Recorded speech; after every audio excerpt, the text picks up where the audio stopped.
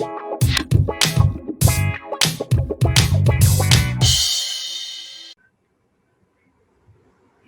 Arjo, we've been fans of your quiz for years now, and we asked you to collate some of them for us and our audience. So, would you like to share them? Visible, right? Not seen. So here, I'm looking for the title of a play. I'll show you the bigger image on the next slide.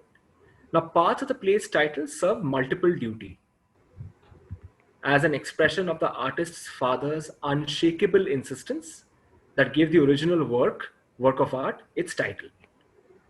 Another purpose it serves as an illustration of theatrical subterfuge. Foam rubber versions of the central object used in this staging of the play are shown in the image. Another purpose the title serves as a pun on the idea that the spark to innovate does not have to be a dash dash. The first word in this two-word blank is part of the work's title. So all I need from you, I do not need the work of art, I need the title of this play about the creator of this work of art. And look at the image carefully. Look at everything you see in this image. Oh. So I'll give you the number of words I'm looking for in the play's title that will help you narrow down your options. 5 words. Oh, I have a guess. I think Prithvi, I saw the glimmer in Prithvi's eyes. I think he has the answer. Abhinav, you want to take a shot? No, I actually have no clue as of now. I think Prithvi knows it. Go ahead, Prithvi. This is not a pipe? That's... No? I meant 6 words, sorry, not 5. Okay. So now look at the... Sorry, what does Bildungsroman mean? Bildungsroman is a sort of a tale that charts the growing up of the protagonist. You know, so kind of similar to the kind of conversation we have been having.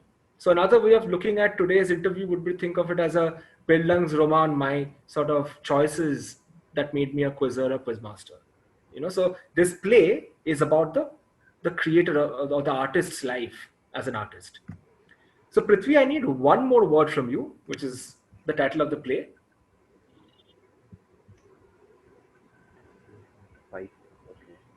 As in one word in addition to what I said. In addition to what you have said. Look at the last line. Oh, this is not a pipe dream. That is the perfect answer, which is the entire take on how... So apparently the title of This Is Not a Pipe came from this discouragement that Margaret's father once, cast his way with his surrealism.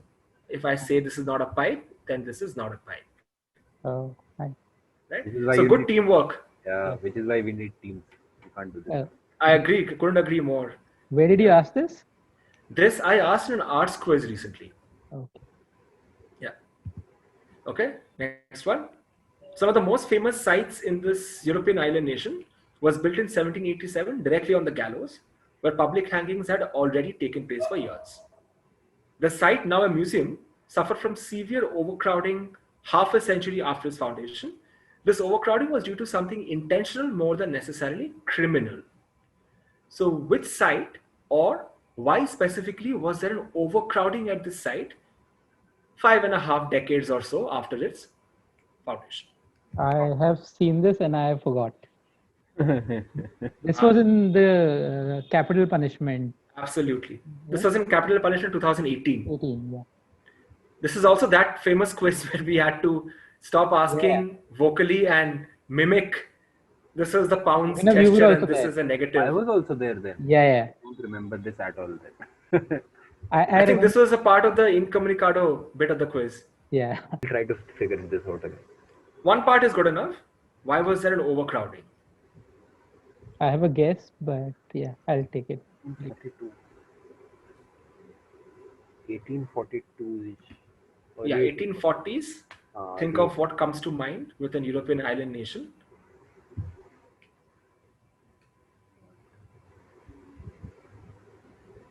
In fact, let me help you out a little. European island nation is misleading slightly. We don't think of this country as a European island nation.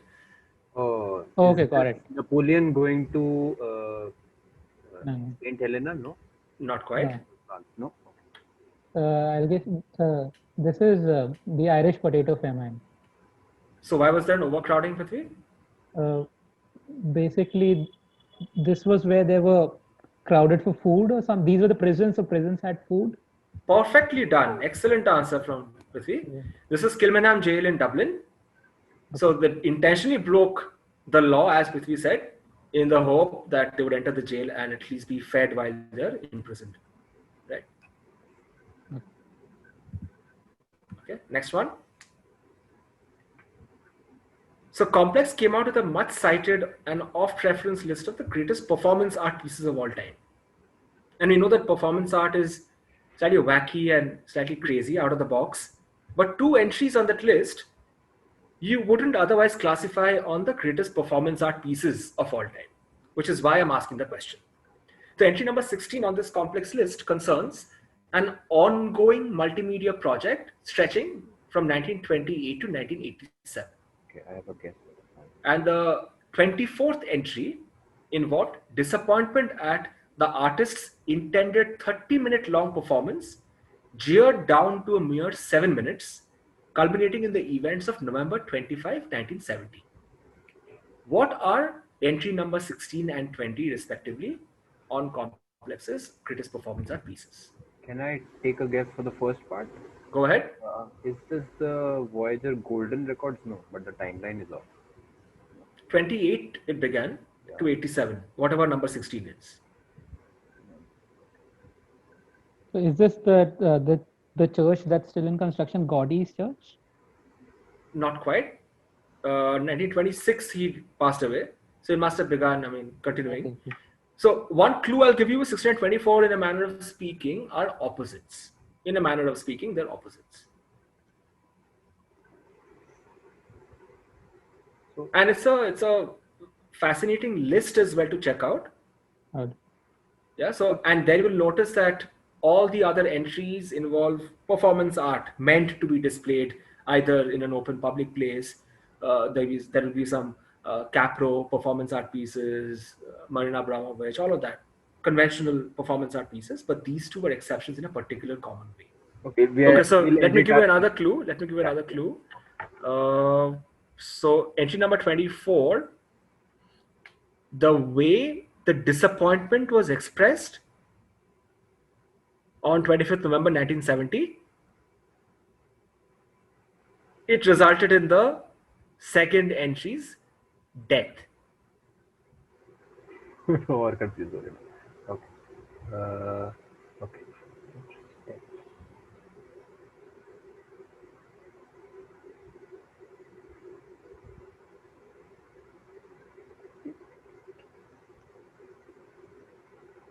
No, I'll pass. I also think kind of drawing a blank here. same. Passing? Yeah. Okay. So the first one, 28 to 87, is the timeline of a very flamboyant figure from the world of art, 20th century art. Dali? That's Oh, Warhol. Okay. So the entry was the life and times of Andy Warhol, which lent itself to a performance art piece. Okay. The second was a suicide of Yukio Mishima, the seppuku. Okay. So how do they basically connect? Yeah. As you said, as in the You said opposites? Life and times versus life death. and death. That is Oh, okay. okay. But how did the one connect to the other, as you said? Both can, if you stress the definition of what a performance art piece is, Yeah. then what Andy Warhol's entire life lends itself to being called a performance art piece. Oh, okay. Equally, the amount of performance that was involved in, you can see that from this snapshot of Mishima announcing that he's about to now go in and commit seppuku and so on. So it's a dramatic, highly dramatized moment, which lent itself to being called a performance art piece. Good enough to be called a performance art piece. You know? But he actually died on 25th November 1970 as a result. Why did they cut it short to 7 minutes or whatever? As in, what's the story there? Because they felt he was rambling. Oh, okay. That's really sad. This is some nudge towards you guys to cut down from 30 to 7 if you feel the need for it. Oh. Okay, next one. This I think is also from the same quiz, but see if you remember this, Prithvi and Abhinav. So born near Jhansi, the second oldest child of 6, his father Haji Waziruddin was a hospital assistant, a skilled position that required some medical qualifications. While this occupation did not place Waziruddin in the upper class, it was a good job, one that allowed him to hire a Maulvi or Muslim scholar to tutor his son. Under the Maulvi's tutelage, the son learned both Persian and Urdu. He eventually secured a clerk position at a jail in Agra, one where his father and the brothers of his soon-to-be wife both worked.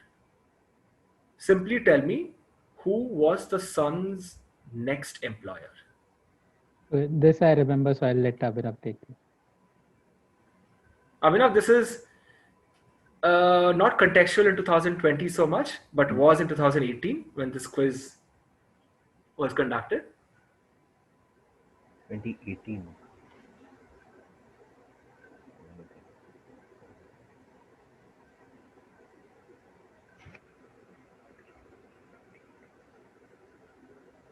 Look at the fact that all I need from you, very well-known answer as well, is just the name of Haji Waziruddin's son's employer's name. I will guess a famous name that you think could be someone's employer with this kind of a background. Akbar, no. Somebody famous. Okay. Three centuries later. Oh, okay. I'm very bad with timeline. I will let Prithvi answer this one. Okay, this is Queen Victoria, I guess. This is Victoria and Abdul. Yeah, okay. Perfectly done. That was Abdul's backstory. Queen Victoria, of course, was the next employer. Right? And the last one. There's an image, bigger image on the next slide.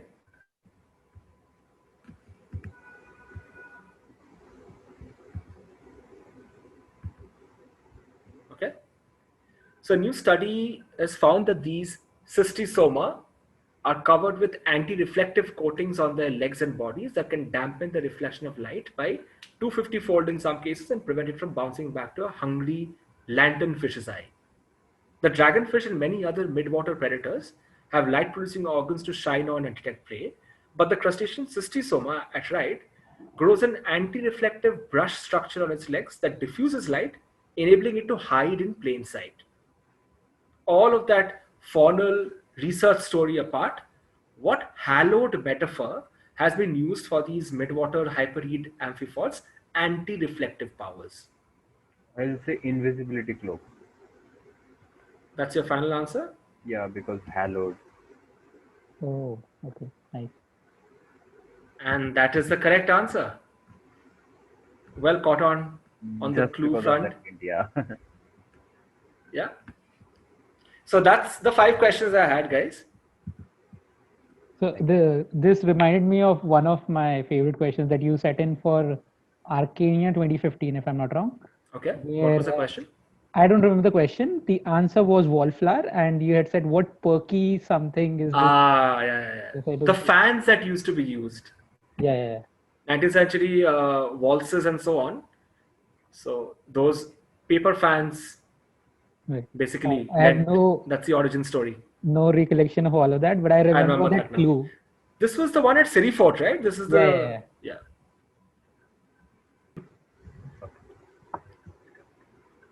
So now, Arjo, we have seen some of your questions, some of your favorite questions. Yeah.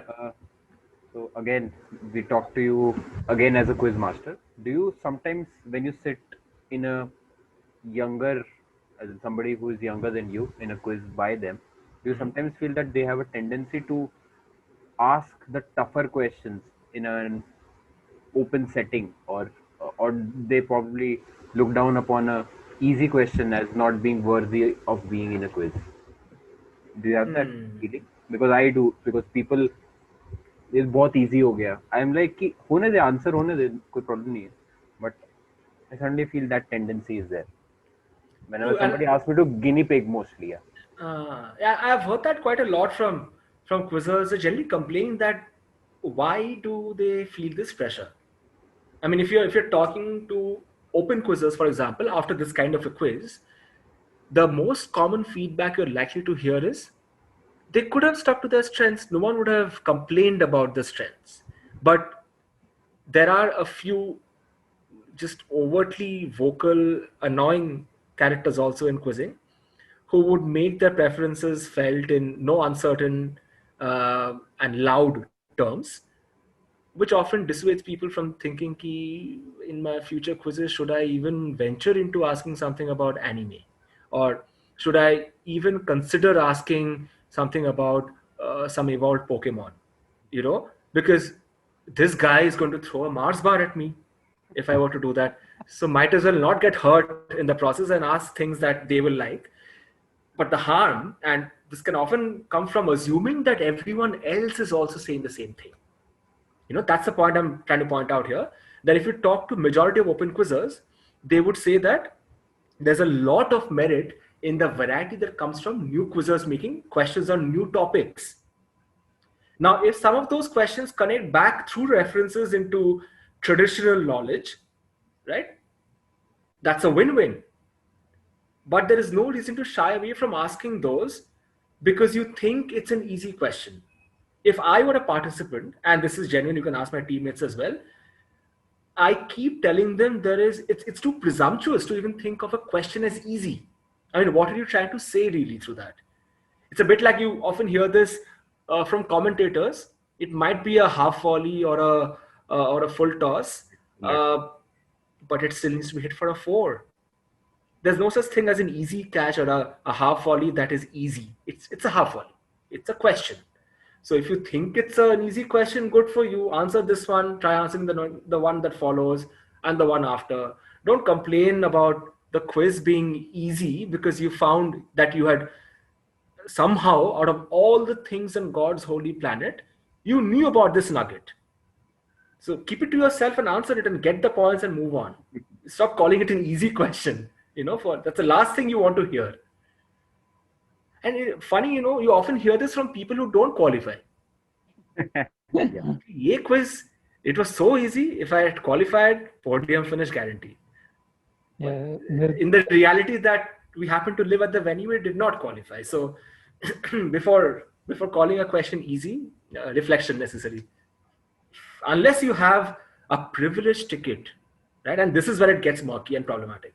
Unless you have a privileged ticket to in jokes, unless you have a privileged ticket to uh, a very niche sub culture, maybe, where say 10 people and 8 people are the only ones who are quizzing each other, and that kind of circle jerking is at work, then it's problematic and highly unfair. Then I can understand and empathize with accusations of gatekeeping of knowledge. But that doesn't happen in quizzing. You wouldn't find a team of a group of 8 people or 10 people, and only those without any desire to expand the circle, continuing to ask each other questions that they find interesting or valuable.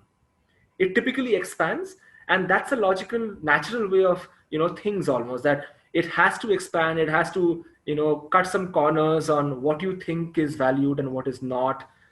So over time, these senior quizzers also begin to come around that. They also understand that there is a lot of merit in learning something new about something as well. You might not end up winning the quiz, but you might have found something worth exploring for a while, which is as powerful. So I have a question for both of you. When you create a quiz, do you do you create a prelims and then a finals, or do you just create a body of questions and then you sort them out? The latter. Okay. Yeah, same. So some questions I have whenever I create a funda. So I have, as you have seen, I have a quiz folder, and I have different Wait, prelims. you create a funda? Sorry, when I have That's seen the funda basically. very I have find the made, first quiz to carry out some inception of that new funda that you found. I mean, when I save a funda, it's like sometimes I have a prelims notepad and a finals notepad okay. because I know the level that it would form. But sometimes Okay. you don't know, and after you have made the question, you take. And sometimes it's like 3-4 question last में बच जाते हैं जो किधर डाले तो वो देख. But I really like the process of setting and choosing which questions to go into the prelims even more than framing some of them. I know because what you mean. I know what you mean. yeah, because also there's a larger audience that you're catering to in prelims, Yeah, yeah, so yeah. it's just much more enjoyable. Yeah, for sure. Prelims I also enjoy more than setting for finals because easier questions आते हैं and you can as in मैं easier डालता हूँ is all I'm saying. I don't know about I think all of us try to do that at least with Yeah, prelims to make it a little accessible. more accessible. Yeah, हाँ. Although that is a taboo word. We can have a separate discussion on that. Accessible. One person's accessible is another person's dark alley. So Sports is accessible to me, but it's not to me. yeah, that is what. There you go. so the next question is something that is basically related to everything that we've asked till now. What do you exactly like about quizzing? What? What There's so keeps much. coming I mean, back? you are asking this question after 1.5 hours of talking about quizzing. Yeah, Everything is a yeah, short answer. I love everything about quizzing. Not really. There are a lot of gray areas, a lot of things I hate about how people approach quizzing and so on. But let's talk about the positives first. I love that someone who is setting a quiz can afford to make a statement on their preferences. The kind of things you have chosen to read, watch, listen to, you want others to share in that, and you're getting a platform for that, which is fabulous because you might form connections with people at an individual level, at a club societal level, at a city level, that you can take on and nurture for the rest of your lives, because you might have found people who share similar interests, who become your friends, who you start to team up with. All of these possibilities open up because you're getting a platform where you are your own person to decide. In most cases, caveat, you are your own person to decide what makes it to the slide that you can ask, which I think is incredibly powerful, right? I also really like the fact that quizzes often give the other people, the participants, the audience, this kind of a close human insight almost into the person who is asking the questions, their psyche, what kind of things they like, what kind of a person they are. Do they seem on edge? Do they seem calm? So you get a lovely little insight in a public sort of gathering. Of course, that person might be a very different person in private, but you get a sneak peek into a person's sort of personality. You get to know that person a little better when you see them, sharing the things they like at a quiz. So, like I said earlier, I think a quiz is this beautiful bridge that tries to close the gap between what I know and what I would hope others would care knowing, right? And if everyone were to think of a quiz as serving that purpose, with the additional bit about the competition, with the additional bit about teams, treating it like a sport, all of these materials, ingredients, if they come together, it creates for the ideal kind of experience that I call a quiz. This is in my scheme of things. Teamwork for me, and I'd second Abhinav 100 million times over, is what makes quizzing fun for me. I can't imagine. I used to be good at taking exams earlier, but I can't continue or imagine taking quizzing exams, which are effectively lone wolf quizzes, flipping a page to populate it and submit it and get evaluated. I'm done with taking exams. You either add AV content, you either add something that is inclusive, because not everyone has a reading pace to read 150 or 240 questions in 90 minutes. If you really want justice to be done, I'm coming from a place where I want things to be the same for all the participants, for sure. But I don't want the equality to be at a threshold that is unachievable for 90% of the participants, right? I would still want it to be a threshold that is accessible to majority of the participants. And then let's see who is better, right? If you make the what kind of skills do you need to cross the threshold, that barrier too high, which tends to happen a lot with solo open written quizzes. The odd person school or college kid who turns up for that session goes home, say, at the bottom of the city pile, and that's a kind of blow to your self-esteem that people find it difficult to get back up from. So which is why I'm not a big fan of solo lone wolf written quizzes. But if the same thing was happening with a tweak in the medium, say on a screen, for example, or with a more audio, video, or a visual component to it, I might just take it. But this exam booklet orientation, I can't get myself to do that all over again. You know, what do you guys think about team quizzing versus solo quizzing? Yeah, one of my favorite quizzes, as in solo quizzes, was Solilo quiz, which Solilo quiz, right? which happened for 3 or 4 editions. Yes, this was the explicit purpose of Solilo quiz. Yeah, I know. Once you talked about it, I realized that, of course, you were part of the core committee as well. And I never realized why it went away. Probably because there are a lot of people and A lot of coordination also, the number of cities we were thinking of expanding from the initial run. So that is something that I'd like to come back. Even Yeah, no, I was just saying that I really don't like written quizzes at all. Even with the visual medium, it's just barely there. I'm still not a fan per se. Even the last quiz I attended, the written quiz I attended was Solilo quiz, and I attended 1 or 2 editions of Norway. I don't even remember the quiz. That's the sad part. Right, The right. written quiz, they're all the same to me.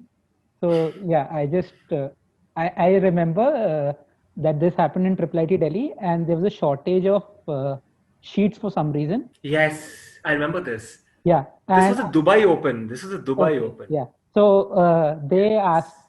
So when they got another set, there was still some shortage or something.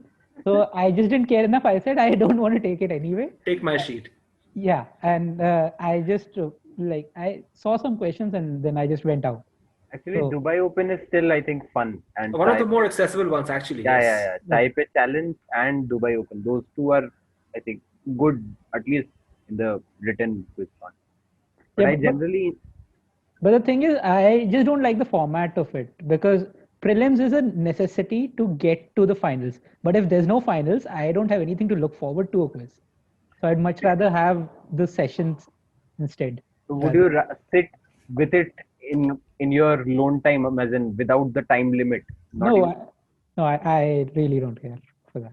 Because I like even after it's done, right? So because there are so many fun days that you can go through.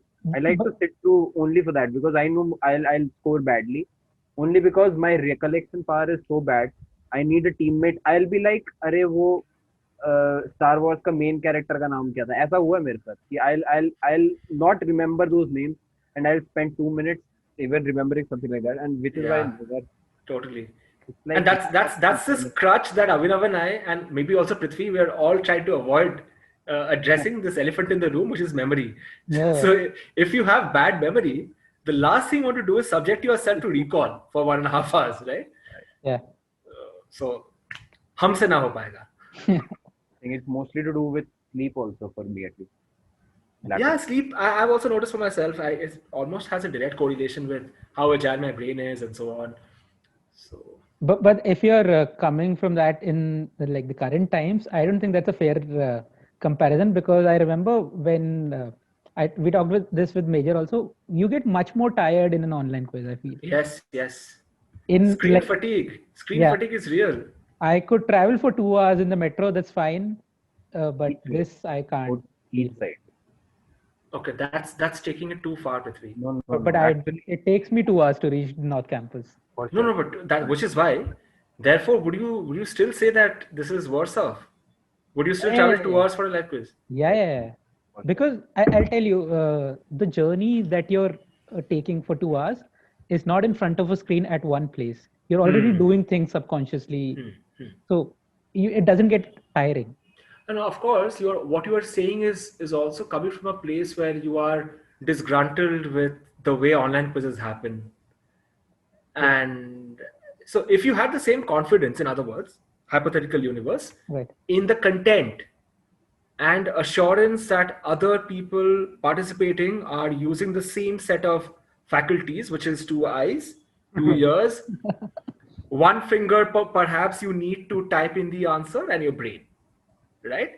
Yeah. If you're confident of that, then would that tilt the scales towards online quizzing? For me, it would, but I It no, would, but unfortunately, those ingredients are missing in online quizzing. but we try to host a quiz, and even that wasn't enjoyable. So that's where I think it's not simply that some people are resorting to certain means and it's making it an unequal play field. It's just that Yeah. the process is not enjoyable enough. The process is not enjoyable. There are these quiz masters, even same. I agree with you completely there, Prithvi. Anush and I, we recently set the arts quiz. We also set a travel and leisure lifestyle quiz. I mean, it is the while the competition is still neck and neck among the quizzers or the teams that still used to win offline, Yeah, right? It's still neck and neck between those, but it lacks a critical central ingredient, which is physical co-presence. yeah, Multiple occasions, and this is funny. uh, I have discussed this with my teammates, Rahul, Amrit, Shresh, Casey, and so on, that if we are qualifying at the end of the prelims, can we please stay somewhere in the middle of the action? Because if you go too far from the action, if you sit towards team 1 or team 9, even at a live quiz, we tend to feel slightly left out from what's happening. yeah, yeah. The good vibes or the competitive vibes almost rub off from you, from the teams that are around you. And all of that is unfortunately completely missing from an online quizzing experience. So, I think it may be less true for you, but sometimes, as in for a team like Aardvark, but sometimes when you don't answer too many in the first third of a quiz, for example, mhm. you tend to your body language tends to fall off as a team. You Right. don't discuss as much as you could, as in if you are Hmm. just one of Yep, the yep, yep, yep, last three teams, yep. and that is more so, as you said, if you are in the extreme ends of the uh, quizzing stage, if you may. Right. I think that is true again. Can happen, yeah. Yeah. What do you guys like about quizzing? Oh, we have to ask the counter question. I have answered. Prithvi has to answer. I have Prithvi, answered in my episode. what do you I, not like about quizzing? what do I not like about quiz? I Yeah. think, yeah, I don't like people considering quizzing as a, how do you say it, as a quality. I I Hmm. I really dislike when someone has an air about it and he's like, Right. okay, I like when you talk to someone, there's a feeling. It's very hard to describe in words, and it's probably also my own inferiority complex in place. But yeah, I just don't like that kind of personality. Uh, True. which is why like all the people I wanted to have on this podcast, in at least in the initial stages, were people that I knew, because at least they won't judge me. And I know a Right. lot of people in the circles do judge and say snarky things and all that stuff. So that's something I really hate. Hmm. Also, Taking the label too seriously is what you're trying to say. yeah, yeah, Taking yeah. the label of a quizzer too seriously. Yeah, I really hate when people say I'm a quizzer. Hmm. What does that mean? You quiz. That's okay. You answer questions Yeah, but if asked to you. It's like Ratatouille. Anybody can be a teacher, but don't. Hmm. Exactly. I mean, which is why there is something so fundamental about quizzing. It involves the fundamental. This is the basis of any language. I mean, if the question you are asking could have been answered with simply an echo, which is either a yes or what you're saying is right, then there'd be no need for language. If you yeah, think about it for a second, it is because what we are sharing is not necessarily known to the recipient or the listener that there is expansion of new ideas happening. Right? So there is something very fundamental about quizzing as an activity which makes it universal. Therefore, anyone who, you know, feels they are on top of the world because they happen to be a quizzer is grossly missing the point. yeah. And another thing that I really like, and this is because I really like mystery novels and all those thrillers Hmm. and stuff. Hmm. So this is the closest I'll ever come to investigating anything. Ah, Same. That's I have thought this so for a that's a long time. very romantic view of it, but yeah, true. It's a Interesting. very realistic view also, for example. okay. Also. But you want to elucidate on that. No, I think that sums it up, right? Because uh, like you have a team and you work together towards something. Yeah. And of course, there are times when it's just either you know it or you don't know it. But the real joy lies in not even working the question, but working with a set of people towards the thing. So that's something I really like, which is why I don't like solo quizzes. So yeah, That's an interesting point actually, because say, I mean, I know a lot of people who love solo quizzes. yeah, My teammates, both Rahul and Amrit, they really like taking part in solo quizzes. Rahul more than Amrit because he likes to be in a different sort of mental space as well. But I guess that's what makes a team what it is. There is enough diversity among yeah, personalities in the team, also areas of interest that you are after, pursuits that are personal. So yeah, it really does boil down to choices you make, because there'll be a fair number of quizzers who would say that their idea of a Sunday is incomplete without solving a crossword. yeah, There are lots of quizzers who would say that their idea of a weekend would be incomplete if they were not to take a solo written quiz, just to get a sense of self-assessment almost as a quizzer, and do that on a periodic, frequent enough basis. Now, as a quizzing nation, collectively as an aspiration, that is somewhere we can all collectively try to get at, that where everyone on the streets is at least aware of a concept called quizzing, like it is in a lot of parts in the West, which is not the case in India, where it's seen as a means to an end in some cases, means to GK features in the entrance exam, therefore you should quiz. At a school level, at an undergraduate level, a lot of people are fed this: you do India quizzing, you read up on current affairs, UPSC is pakka. So there are a lot of means to ends narratives coming into quizzing from an Indian quizzer's point of view. But as a quizzing nation, if you were to take quizzing collectively to the next level, it has to become a little more region or culture proof. It has to become a little more democratized, the kind of knowledge that gets asked, therefore a little more standardizing with respect to the kinds of questions, how they're structured. So there's a lot that can happen on that front, because there is right now incredible amount of variance in what an Indian quiz question is. There is no answer to that. I mean, who yeah, would be your best representative? Would it be a Navin Jayakumar? Would it be a Major? Would it be a Suraj Menon? Would it be an Udupa? Would it be an Arul? Who would it be? Or would it be a Mahaquizzer question, say from 3 years ago? So we haven't, as a country, been able to almost consensually agree and sign off that this, if there are 200 questions on this kind of a platform with this approach to setting questions, we would discover the quizzers who should represent India at an international level. We haven't reached that point yet. We have solid approvals coming in from certain corners, certain circles, be it the philosophy of setting a question, which is very different in Kolkata from the philosophy of setting a question if you are in Bangalore, to also, therefore, the kind of quizzers who do well at both of these quizzes. We have very few of those. So, therefore, there has to be far more standardizing, far more leveling up of knowledge, and therefore, if someone wants to enter quizzing at a young age, they can understand the sort of tunnel vision that is required to become a quizzer. I know Prithvi hates the term, but if you were to think of the term quizzer as encompassing a set of attributes where it's easier to identify excellence compared to how it is now, where it therefore doesn't run the risk of falling prey to in jokes, where it therefore doesn't run the risk of falling prey to people with their egos trying to game the system and so on, we'd be in a much happier place as a quizzing country.